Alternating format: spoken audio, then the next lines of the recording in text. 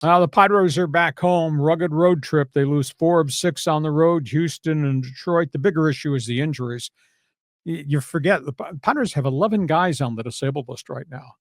I totally forgot. In fact, Jackson Merrill's been out 15 games now with a hamstring. So that hamstring injury was more significant than I think they let on or anybody really understood. Nobody's ready to be activated off the disabled list right now, the injured list. So that's a big issue. They're going to have a decision to make what they're going to do with Kyle Hart, the pitcher from Korea. He's now given up 6 home runs in his starts during the regular season. You add in what happened in spring training. He's given up 10 home runs already this season. He pitches some good innings, and then boom, he gets lit up. Which is the real Randy Vasquez. He's had good innings. He's had a couple of good starts, and he's had some innings in which he can't locate home plate. Padres are wafer thin. Thank goodness for the bulldog that is Michael King, and thank goodness for the pit bull that is Nick Pivetta. But Yu Darvish is nowhere near ready to pitch. Matt Waldron, he's not throwing at all, and he's on the 60-day disabled list. So the Padre pitching staff, at least in the starting rotation, looks to be thin.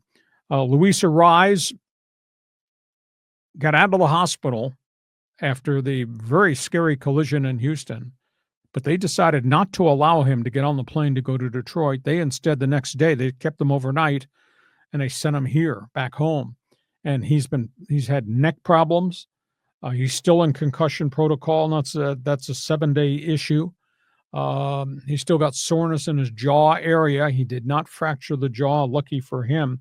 So the Padres are just not a complete baseball team. They get Tampa Bay here, then they get the surprising San Francisco Giants here on this mini homestand.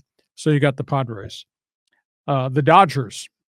Somebody needs to explain to me the methodology Blake Snell uses to start the season. Blake Snell has suffered another setback, the shoulder thing.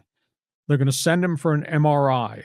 The inflammation has returned again. He had one light throwing session, and the next day felt really bad again.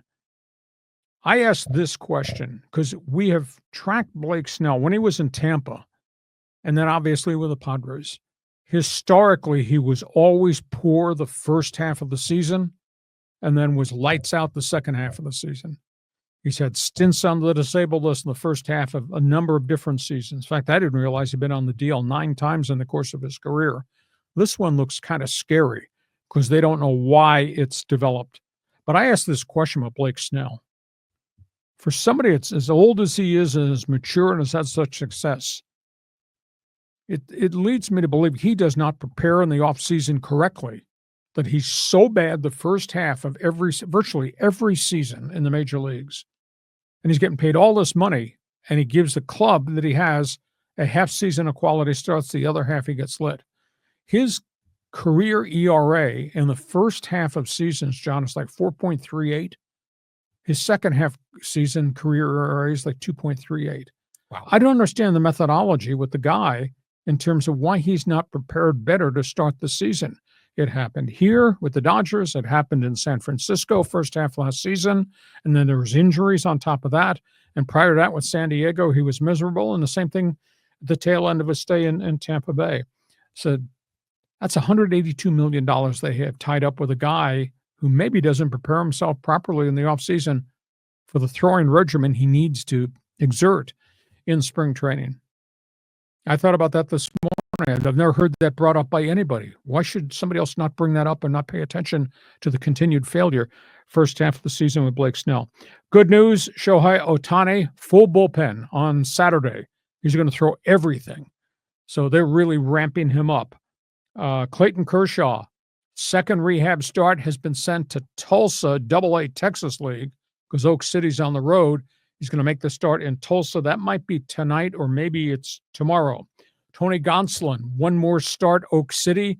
He's had back-to-back dominant starts. Maybe he's on the brink of coming back. Trade rumors are surfacing because the bottom half of the Dodger roster just is not hitting at all. And the Dodgers aren't playing real good ball. Dodgers are just 5-5 right now, considering how well they were early in the season. And there's big debate whether they should change the batting order and put Ohtani further down in the batting order. Got to have guys getting on base. And I'll tell you what, positions 6 through 9 in the batting order, those dudes are hitting like a combined 173 right now. So Dodgers, for everything they spent, they got a problem with Snell. Everything they're spent, some things aren't correct there. So go ahead. Talk Padres if you wish. I'm not pushing any panic button with the Padres, but geez, they got these guys hurt. That's a big issue. And this Dodger thing with Snell starting, I'm asking these questions. Why does this keep happening? Go ahead, John.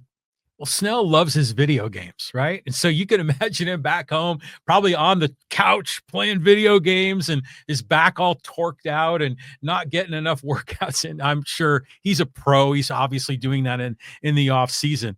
But it is weird, like how he would struggle. He would start slow. We would hear that. Then was the injuries.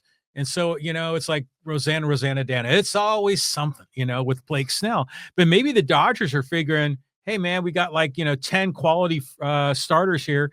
It's so what? If Snell is lights out in the second half of the year and in the playoffs, hey, we'll take that. I mean, imagine adding Snell and Ohtani to that rotation in August. I mean, they'd be killing it.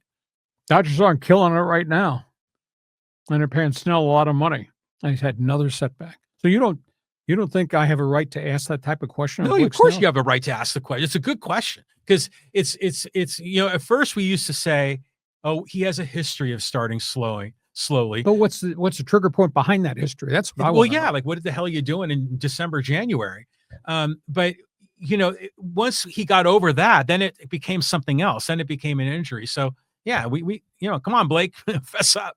Okay, that's where we are. You're a Padre fan. You're a Dodger fan. Feel free to jump on board. Somebody's going to jump on somebody in this segment. I know they are. Well, for the Padres, though, just one real quick, that team, there's no one left. I mean, it's like Tatis and Machado against the world. He's team utility man in the everyday lineup. And Mason McCoy was kind of fun. He's working hard. And there's no doubt that Tyler Wade works hard and grinds and all that. But you're not winning pennants with those guys over a long haul of a season. And thank goodness for the three pitchers we have right now. Pray that somebody doesn't get hurt out of that threesome because they've got absolutely nothing now beyond that. Pivetta was just fantastic in the middle game of that 3-game series. And Kyle Hart's trouble. But I just keep thinking about that roster and even, Gavin Sheets, bless his heart, has had a good, opening to the season, but we're counting on him as one of our top 3 or 4 hitters, and we shouldn't. Gavin Sheets. Did I say Andy Sheets again? I thought you said Gavin Hart. Oh, I might have said Gavin Hart, but Gavin Sheets, it's just that it's amazing that he becomes one of your core guys when we thought he was just sort of an accessory to plug in. Well, we'll walk around like this with our fingers crossed that Arraez gets off the 7-day concussion list pretty quick. Yeah. I mean, we thought he was going to, fly to Detroit and meet up with the team, but he came back to San Diego. Well, they kept him in Houston overnight for additional observation. Then they decided, no, he's not going to join them. He's coming home for additional observation because there's a neck issue. I mean, he took a terrible jolt. It was just, what a collision that thing was. Yeah. It was a tough collision, but I'll just say this, and I don't want to be harsh on it, but it looked bad, but the result, the injury seemed far worse than the ugliness of the collision. Don't you feel that? Well, I thought it was a hard hit. It definitely was a hard hit. But, he was unconscious. He was out on the field. That's amazing. He was down for 11 minutes along the way. But by the way, it's interesting. Mike Schilt made a comment last night that maybe Major League Baseball should consider the orange or green base to protect the base runners at the major league level, because the NCAA put that into effect, I think, 2 years ago. Yeah. Because baseball's obviously already increased the size of the bag as a protection point, but would baseball go ahead with the orange or the green base that the runner could tag that would get him out of the line of fire? But you can't control a guy throwing a ball into the baseline where the guy going to catch the ball has to reach across, and then maybe there's going to be a collision anyhow. Yeah. I mean, I like the idea of that extra base. I mean, for a number of different reasons. I mean, certainly you don't want to see a collision. But there was a game the Padres were playing within the last week or so, and it might have been Bogarts, or I think, had laid down a bunt, and they were running up to first base, and the pitcher just had the ball and just threw it at the runner because the runner was in the throwing lane. And so you'll see that where the runner is going up the first baseline, and they're not on the dirt, they're on the infield grass sometimes. Wasn't paying attention. And I'm thinking, what the hell are you doing over there? So if they put the second base, the orange base, which would be in foul territory, at least they would be in that running lane that we see the chalk lined up. Yep. So, I mean, yeah, they need to fix that too. The runners need to pay attention. Exactly. Okay, that's all things baseball.